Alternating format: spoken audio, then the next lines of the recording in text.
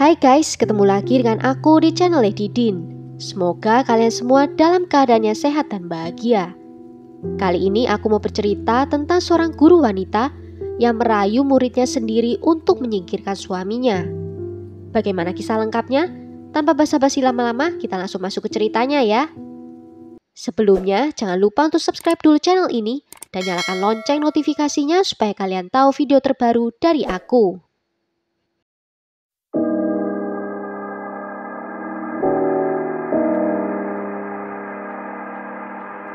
What was the nature of your relationship with Bill Flynn in the fall of that year?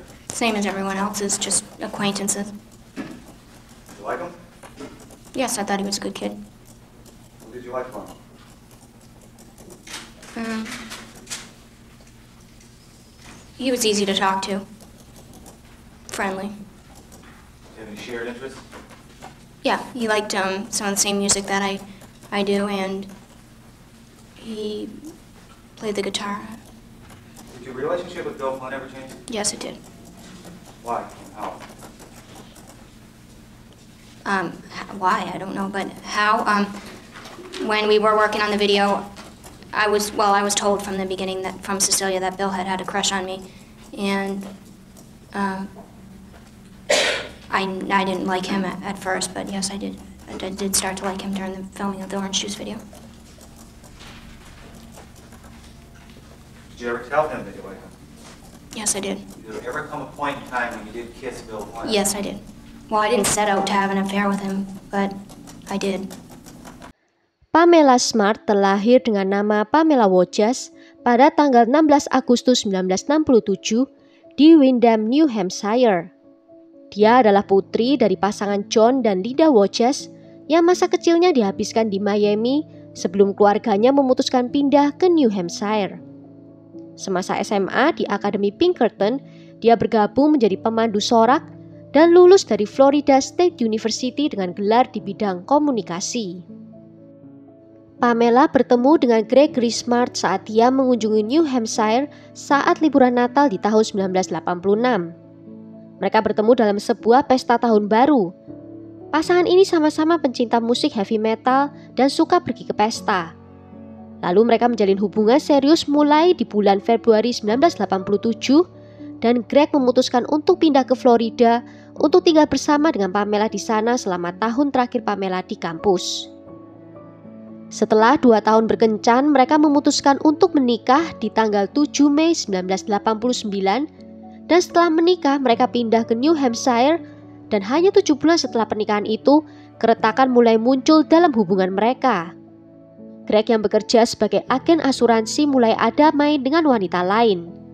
Pamela juga menyadari kalau menjadi ibu rumah tangga di pinggiran kota bukanlah gambaran kehidupan yang diinginkannya.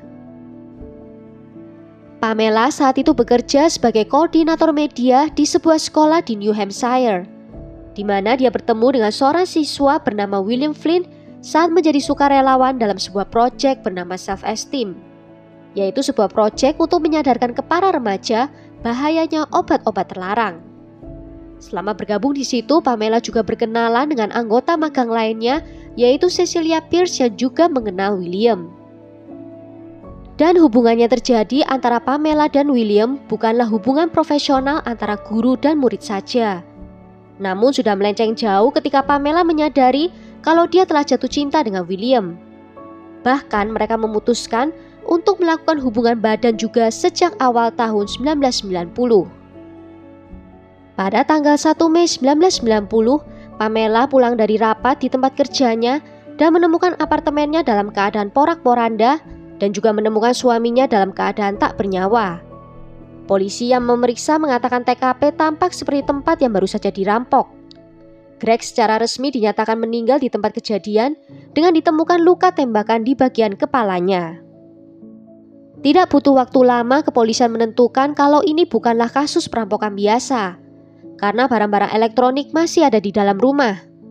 Polisi juga merasakan banyak kejanggalan, termasuk tingkah laku dari Pamela yang dari awal menyatakan kalau ini perampokan yang berujung fatal.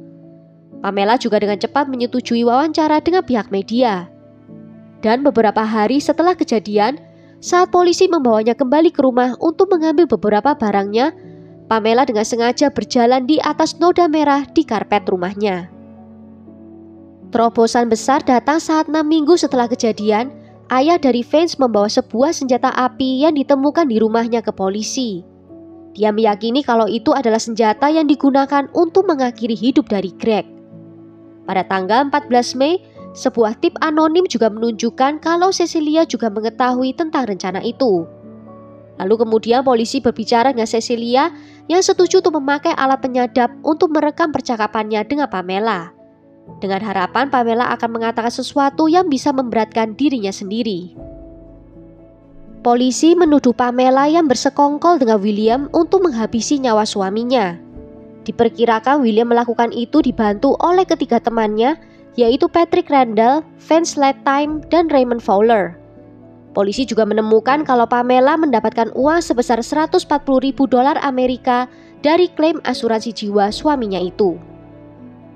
Pada tanggal 1 Agustus 1990, detektif Daniel yang bertugas menyelidiki kasus ini mendatangi Pamela di tempat parkir sekolahnya.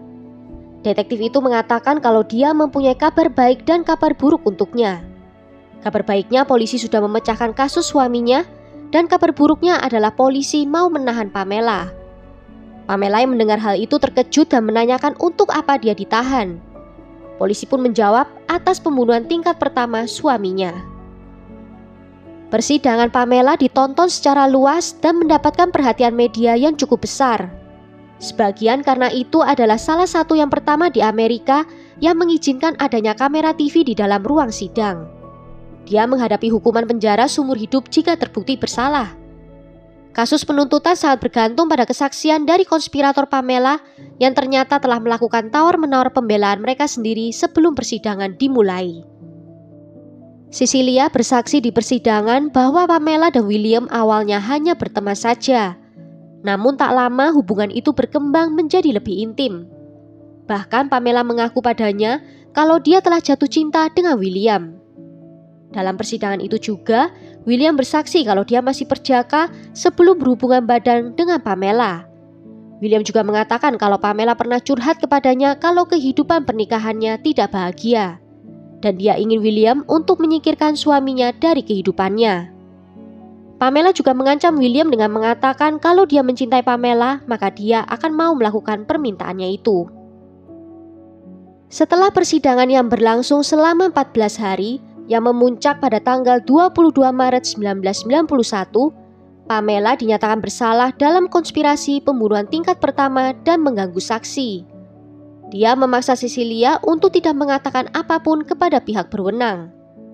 Bukti juga didapatkan dari percakapan yang direkam secara diam-diam, di mana Pamela tampak bertentangan dengan klaimnya, di mana dia ingin berdamai dengan suaminya, dan pernyataannya yang mengatakan kalau dia tidak mengetahui rencana William dan teman-temannya itu.